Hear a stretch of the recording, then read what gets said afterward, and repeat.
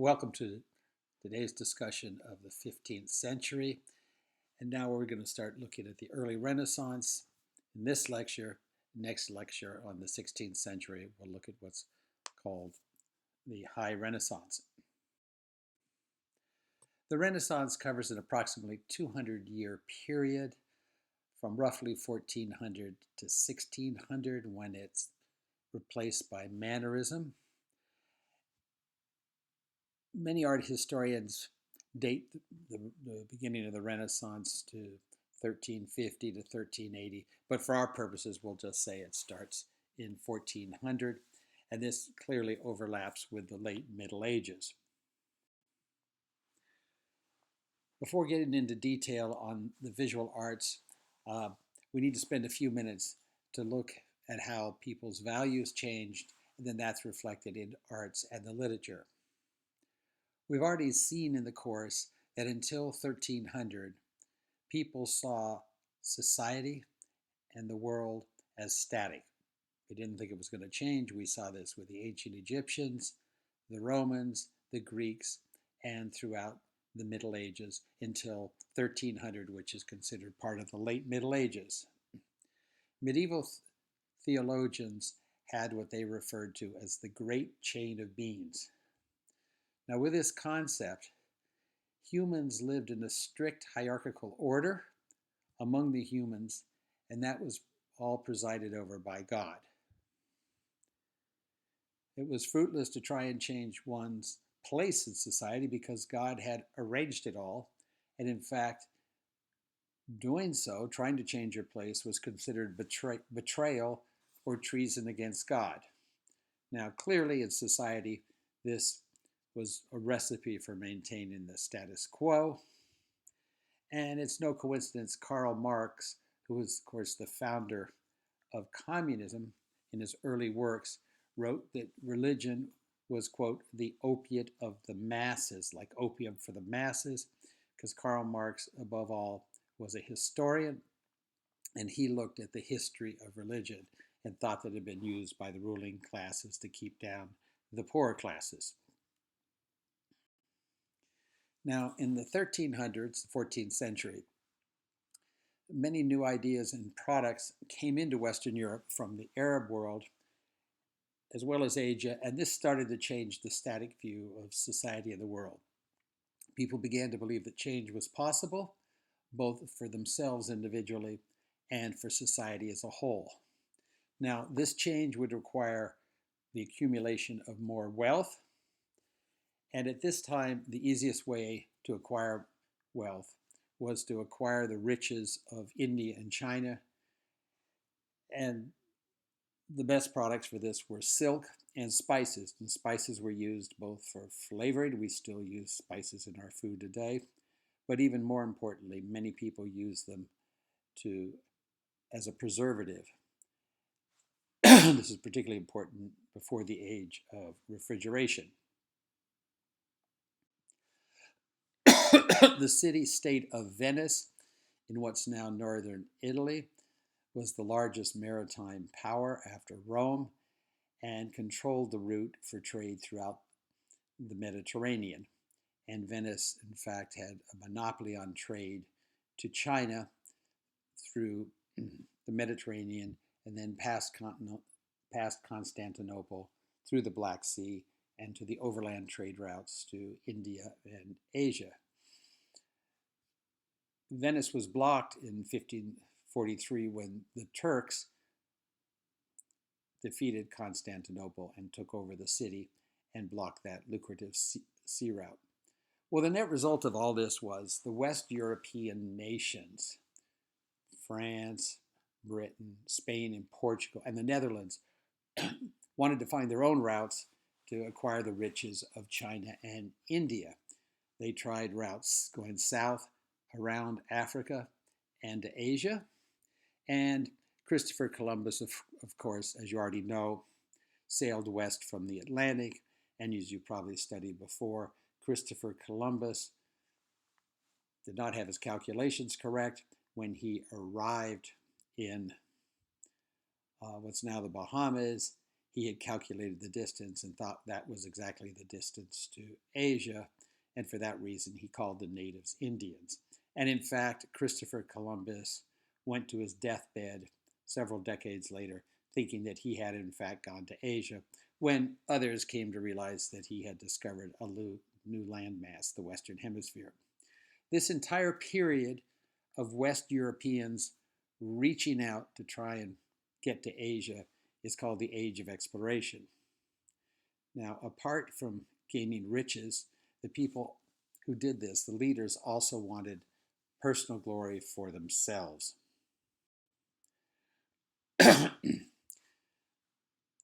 These explorations were really the first use of the scientific method. You will recall from your earlier studies the scientific method consists of a theory or hypothesis, which is then tested. Well, the theory or the hypothesis in terms of geography was developed by geographers sitting at their desks in Western Europe studying maps and trying to decide perhaps where there were new land masses, oceans, or routes. The explorers went out, tested these theories on their voyages, and then they came back and spoke with the cartographers or people who made the maps to revise their maps. This method of scientific inquiry with hypothesis and experiments couldn't be used really in other areas of the natural sciences until the 17th century, when the necessary instruments were created, such as the pendulum clock. The microscope was needed to study microscopic material, and the telescope to study astronomical phenomena. This age of exploration went beyond voyages by explorers, but it was an entire period of secular or non-religious discovery. People doing this were all Christians. They were devout Christians. They did not give up religion, but they were no longer doing everything for the glory of God, but also for the glory of themselves and people in general.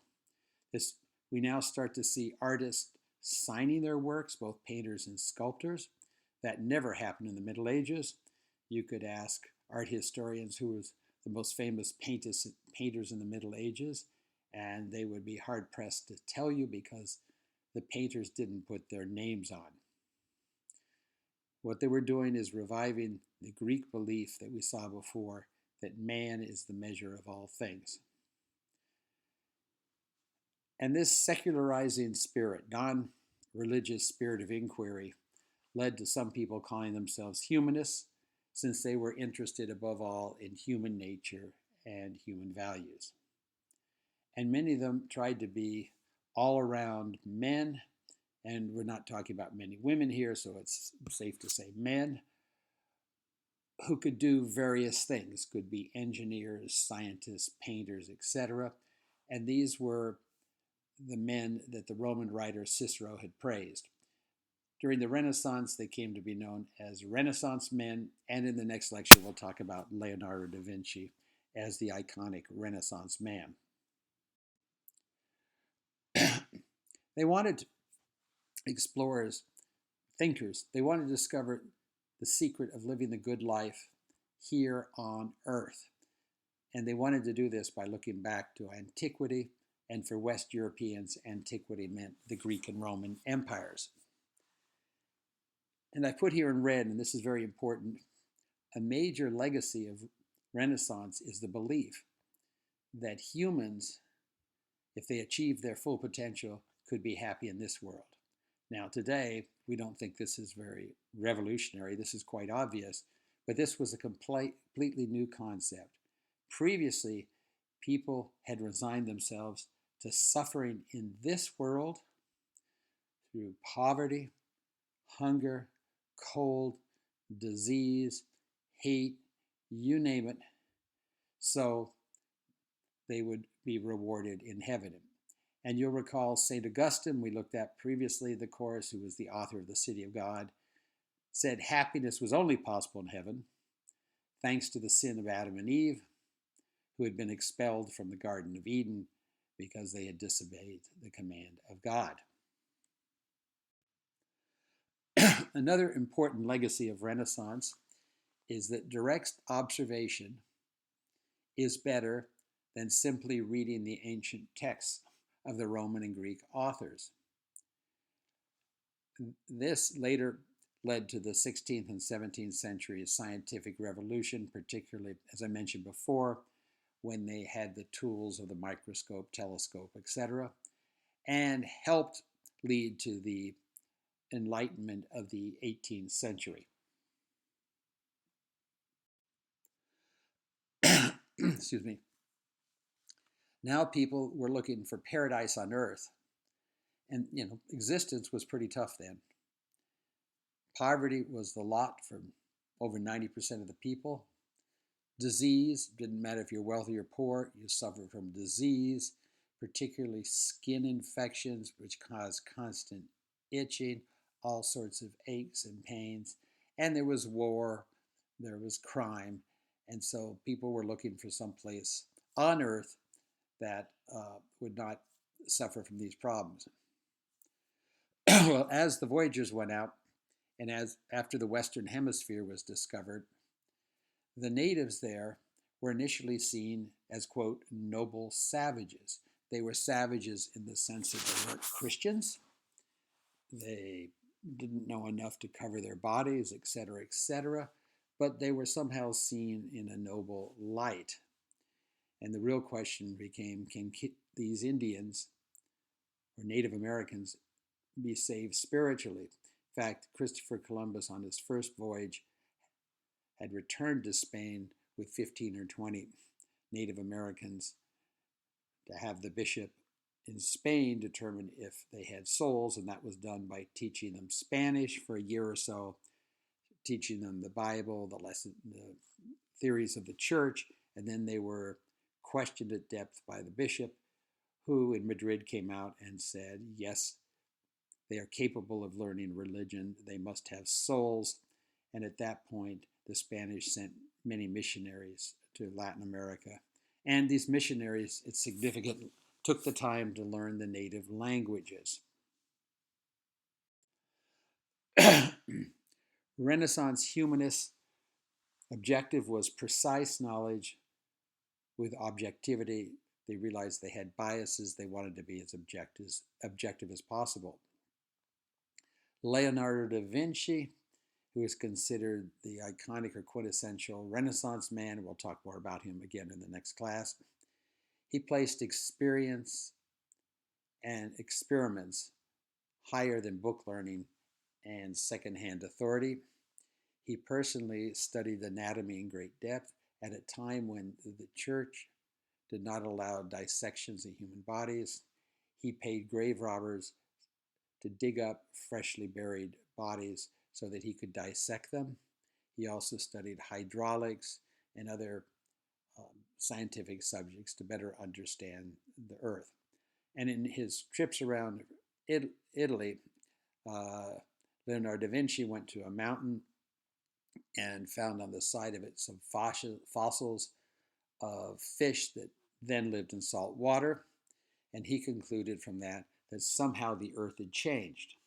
Either the mountains had risen up from under the sea or the sea had been higher. He wasn't quite sure what happened, but he said this was evidence of change. And of course, over 300 years later, Charles Darwin also looked at fossils on the western coast of South America and came to a similar conclusion. In general, people became much more questioning and more concerned with the present. Again, I don't want to overemphasize this. People remained devout Christians. They believed in the afterlife, but they also believed in living a good life and happy life on earth. And some even took their questioning, their critical analysis to the Bible and said that the Bible could be interpreted differently. And this led, we'll see it in the next lecture, eventually to the Reformation in the early 16th century, when some priests and monks in Northern Europe, largely in Germany, broke from the Pope and then the only Christian church to form various denominations of Protestant religions. The humanities as a subject were really revived and studied, and the stress was personal judgment, free will of the individual. Each individual had limitless possibilities, and each individual in and of himself or herself was worthwhile. Humans were considered superior to nature, including the animals, but at the same time, while the stress on individualism, there was a realization that people had a duty to the society that they lived in.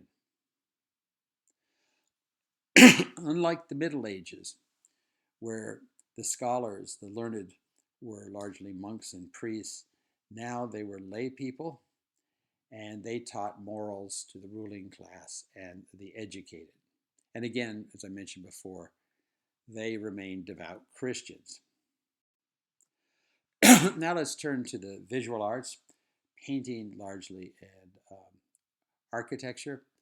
And it's really easiest to see this new humanism in the visual arts, which emphasized the excitement, the vigor of the time, as well as the possibilities from the humans. So we're going to see that art becomes much more naturalistic, realistic, secular. There still is much religious art, but there's non-religious art as well. The emotions come through, and they're trying to apply a rationality and focus on the individual human. It's much more difficult to trace the Renaissance thinking in literature. You can look at some Italian authors like Machiavelli, who wrote a well-known book, The Prince, in which he emphasized the reality of day-to-day politics, which he compared to a jungle. But most scholars tend to look at the visual arts as a better expression. Now, the Italian artist Botticelli painted the birth of Venice that we see here. Venice, of course, was the Greek god of love. So this is not a religious painting in the Christian sense. This would be considered pagan. This is a non-Christian goddess. And she's born life-size, because if you're a goddess, you don't have to be born as a baby and grow up large. And this is a painting of sensuous beauty. And it's also an ancient subject.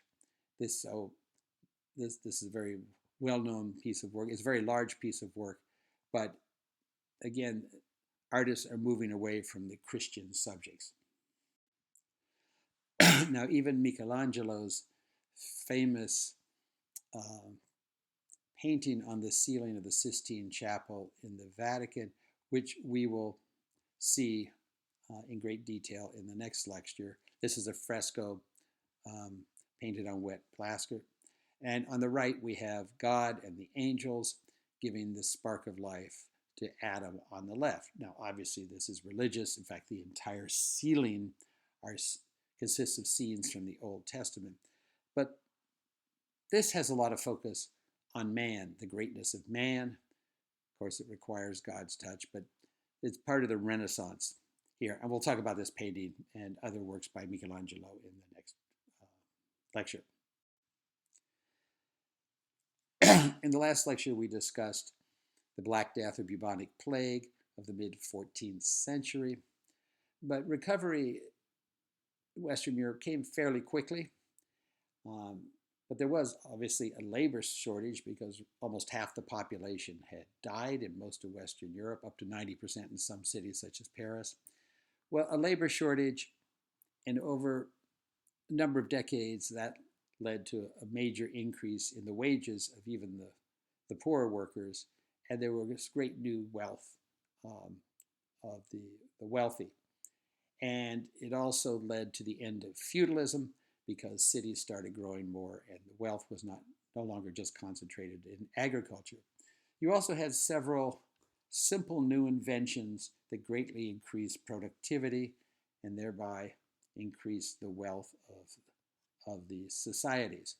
Now, there are many of them, but I just want to mention a few here. The first is the wheelbarrow. Well, the wheelbarrow is a very simple invention. It's nothing high tech. We're used to high tech inventions in our day and age. It's a simple one wheel. But with that wheelbarrow, one person, one farmer or worker can transport several hundred pounds a short distance, where previously it might have taken 4 or 5 men to do it. So that increased productivity by reducing the number of laborers per unit of output. Similarly, the spinning wheel, which is used to spin a thread or a yarn from cotton or some other fabric, greatly increased productivity in making clothes. And then the simple button. We all have buttons on our shirts or blouses or whatnot. Previously, there was no easy method of fastening a shirt other than a tie or whatnot. And this led to simpler clothing, and it made the manufacture of clothing easier. Now, the new class of wealthy families was no longer purely hereditary. You'd have a new class of merchants, people involved in banking or in business. And this is the very beginning of capitalism, where people invest, and if they make a good decision, they can make money and acquire wealth. If they don't make a good decision, they lose all their money. The result was, because of increase in productivity and the general great increase in wealth, many of the wealthy started to have more time, more leisure, and they focused much on conspicuous consumption, especially of culture. Now, today we're all aware of conspicuous consumption by not only the wealthiest and whatnot, but many people, when they become fairly wealthy, will buy a Ferrari or a Lamborghini car or a huge mansion in a gated community with tennis courts and swimming pools, or very expensive clothing or whatnot. I mean, I think it's probably universal. But here at this time, in addition to the building large houses, they wanted to show it through their acquisition of culture, and they did this largely through patronage of the arts. They would pay artists, and particularly famous artists, to go to their homes, decorate their homes, paint portraits of them, go in the wealthy had their own small churches or chapels next to their homes. They'd have them go in there and paint or make monuments, or they would donate money for artists to go and create arts of work, largely for the churches. So the art still remains religious in many ways, but it also becomes secular at its greater realism. Now, the Renaissance, of course, is the rebirth of classical Greece and Rome. Okay, we've seen that before. And the past is viewed as a source of new ideas, but since they believe now in observation, developing their own ideas, you have a synthesis of what they consider the best from the past and adding their own ideas. Humanism is at the root of the Renaissance. The political side, humanism, the power, the agency of the individual, led to republicanism. We already saw republicanism in the Roman Republic, which was the first 400 and something years of the Roman Empire.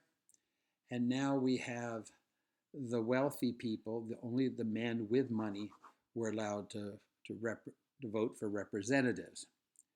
Now, you may or may not have learned in your American history classes, this was the same the first 40 years or 50 years of the United States of America.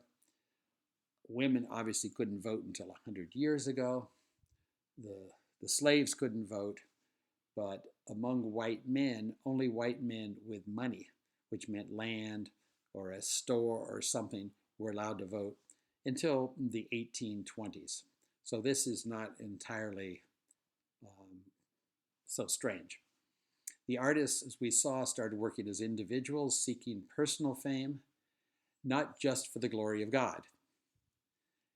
And artists felt that by creating fabulous artwork, that would give them immortality through their work. And this concept of individualism is often considered iconic or the hallmark of the Renaissance itself. We still have a desire for classical learning, and people felt through intellectual efforts they could advance themselves in society. We feel the same today, largely, that people need an education of a certain type to move forward in society.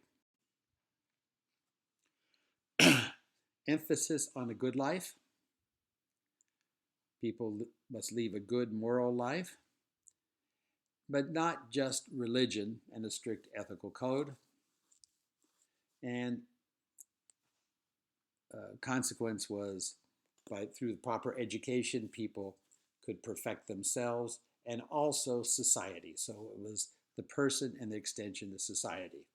And in this context, the humans are the crucial link between God and God's world.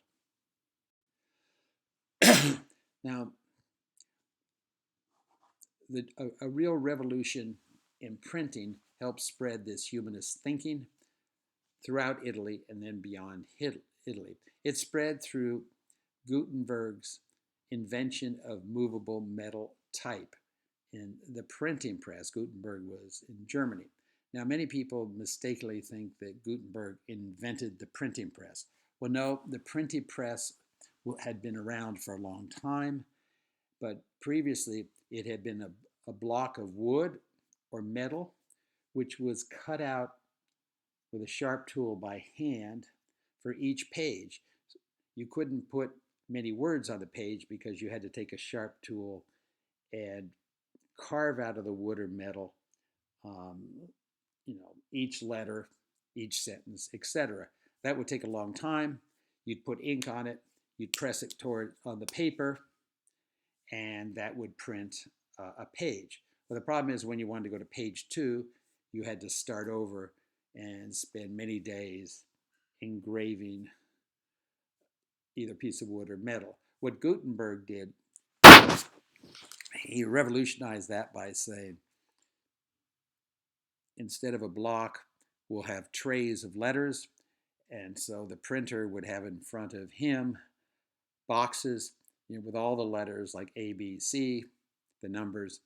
And if he wanted to print the word the, he'd take a T, H, E, put them in a little tray on a line. And a good printer in 15 minutes could fill up an entire page, put ink on it, print, let's say, 1,000 pages, dump out all the little letters, put the letters back in their boxes, probably had an assistant who did that, little boy. Then he'd do page 2. So it was much, much faster. The result was the price of printed material plummeted because books, for the first time, printed material became accessible to many, many more people. And in fact, by the year 1500, about 20 million books were printed, and not just in Latin anymore, but in the local languages, because many people couldn't really read Latin that well, and it was no longer just the Bible and religious books, but practical subjects, how to make beer, how to grow vegetables, whatever, as well as novels. And if you haven't seen it, next time you're in Austin, go to the University of Texas. One of the libraries there has an original copy of the Gutenberg Bible. I think there are only about 10 originals of the Gutenberg Bible still existing in the world. This is a picture in Austin, and it's a beautifully... Now, the Renaissance began in Florence, what's now Italy. You can see on this map, it's right in the middle of the map, in the Republic of Florence. And below that, we have the Republic of Siena. As I've mentioned before, what's now Italy was not a country, but a collection of city-states. You can see Venice up there near the top of the map in the middle.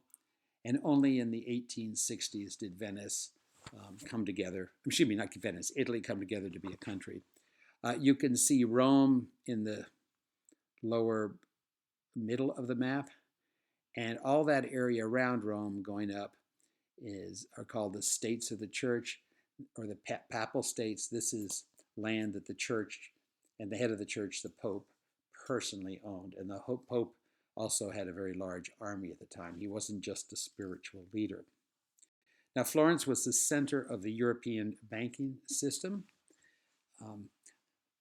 Most of the other large Italian cities were ports like Venice, Naples, etc., and became wealthy through trade. But Florence became wealthy through finance. And in fact, the coins that were made in Florence, the gold coins, were so trusted they were used throughout Europe for many centuries as the basis of trade, with the result that Florence became one of the wealthiest, if not the wealthiest city in Europe for many decades. The city was controlled by the Medici family, first the father and then the son. And the family believed in education.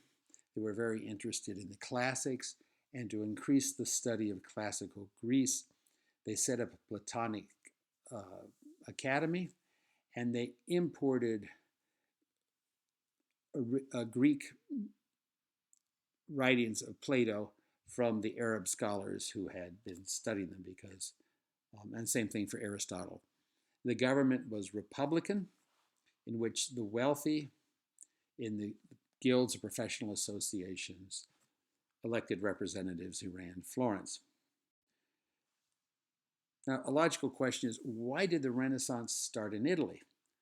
I mean, we saw a few classes back those beautiful Gothic cathedrals that were built in France and sort of Western Germany. Why didn't the Renaissance start there? Well, the reason for Italy, there are a couple of reasons. One is Italy was relatively wealthy compared to France, Germany, and Britain. During the medieval period, there was little feudalism, so the cities weren't completely depopulated. Rome more or less was, because it had been destroyed by the invading Goths and Franks, but it did not become as feudalistic as more northern part of Italy. It also, with its strategic location on the Mediterranean, there in the Mediterranean, and particularly Venice being the largest power in the Mediterranean, was the trading point where goods, including books, came from the Middle East. It had the highest literacy rate among lay people. Lay people, again, are those people who are not monks or priests, members of the clergy. And throughout the Renaissance, the driving force are lay people. The driving force are not monks and priests, bishops, etc. It's not the church, but lay people. And again, they emphasized both the secular and the religious. Now, a good number of art historians, including our textbook, says that the Renaissance began in 1401, a nice convenient date, just 1 year from 1400. And there was something happened then. There was a competition in the city of Florence to choose an artist to decorate the bronze doors on the baptistry building of the Florence Cathedral. And the competition required the artist to provide samples with the subject of Abraham's sacrifice of his son Isaac, which we've seen earlier in the course. And Lorenzo Ghiberti won the competition. So Ghiberti's winning the competition in 1401 was sort of the official beginning of the Renaissance for many people. Although, as I mentioned in the first few moments of this lecture, it was a gradual process on many fronts. Now, his east doors, which we'll see in a minute, use linear perspective, and this was invented by another Italian, Brunelleschi, using mathematical formulae. And they were to create an illusion of 3 dimensions on a 2-dimensional surface. This was by far the most important development in Western art. We've already talked about this a little in the course. This is an illusion. It's an optical illusion. How on a 2-dimensional surface, whether it's a piece of paper or the whiteboard, you can make something look 3-dimensional. Or, in fact, in a photograph. How can you make it look 3-dimensional? And that's through linear perspective. And we talked earlier in the course also about atmospheric perspective. Now, there's a very good video in the module, or 2 of them, on linear perspective. Be sure you watch them. They're very short and informative. Now, this is from the video in the module on the bronze doors of the baptistry. This is a screenshot, but I took this because it's the best photograph I could find showing the baptistry right in front of the cathedral. And you can see the size of the baptistry in this photograph. If you look at the people in the foreground, they're roughly 6 feet tall each. The baptistry is a rather large building. It's right in front of the cathedral because at this time, only Christians were allowed in the cathedral. You go to the baptistry to become a Christian, you were baptized, original sin was washed away, you said you wanted to be a Christian, you walked out of the baptistry, you'd walk out the east doors, which Ghiberti had decorated. A Christian, you'd walk about 30 feet and enter the doors of the Florence Cathedral as a Christian. So the baptistry was an important building for the Christian community because that's where new members of the Christian community entered the community. Excuse me. This is a photo of the doors. They're very large doors with bronze panels. Here we see a close-up of the panels. These are not paintings. These are like relief sculptures, but they're only like 1 or 2 inches deep. But they give the illusion that what you're looking at goes back very far. For instance, look here on the right, the center, the middle of the photo on the right. You see the people clearly look like they're in front of the arches, and then you can see the arches get smaller and smaller as they go back, and you can see people way in the back. It gives you this optical illusion. And be sure and watch the video on this because you have more explanation. Turning from this bronze sculptures on the door to painting, Masaccio was one of the great early Renaissance masters. Here we have his work on the Holy Trinity, and there's another short video in the module on this church. And what we see here, first of all, the Renaissance theme of going back to Rome. We look at the arches above the crucified Christ, and those are Roman arches. They're curved. You will recall that the medieval arches are pointed. You can also see under the arch there's a capital. It looks ionic. It's hard to see. And below that, a column.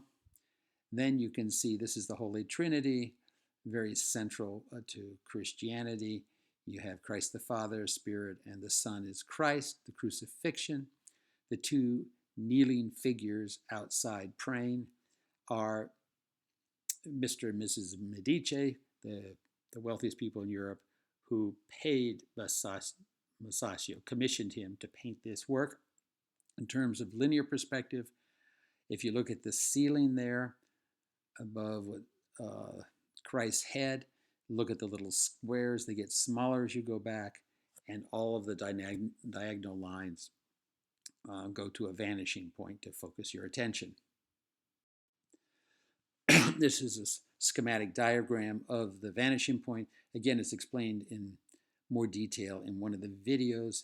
You can see the artists calculated this. They would draw lines, pencil lines, and then erase them. So they wanted your eye to focus on one central point in a painting, and then your eyes could move around the rest of the painting.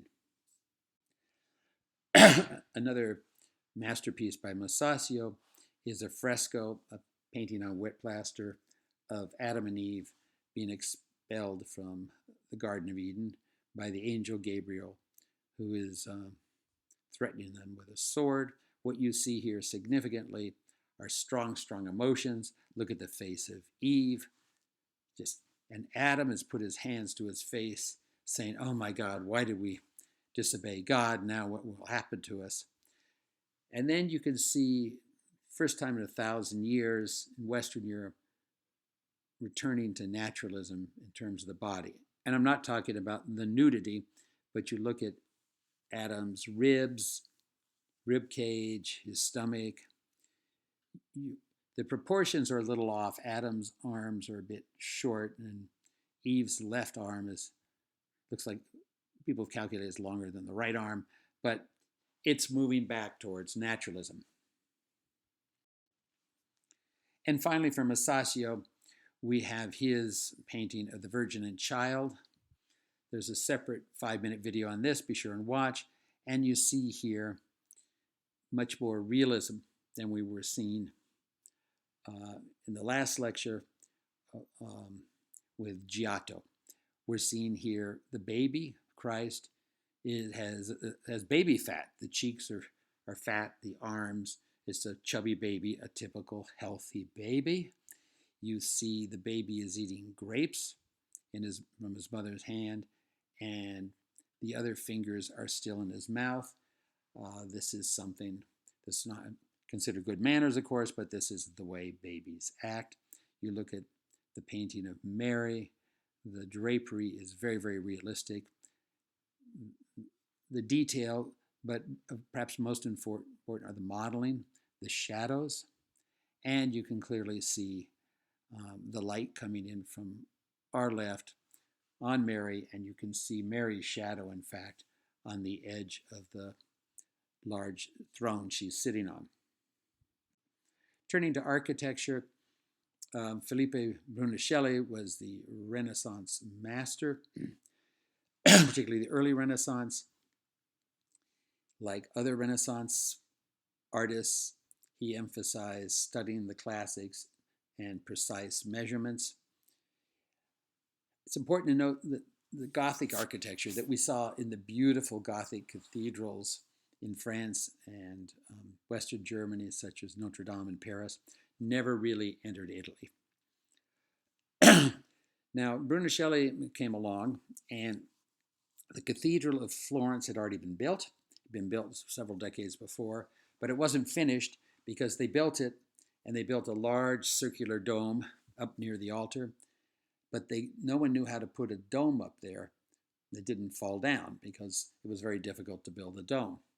So Brunelleschi, a master architect, designed the dome.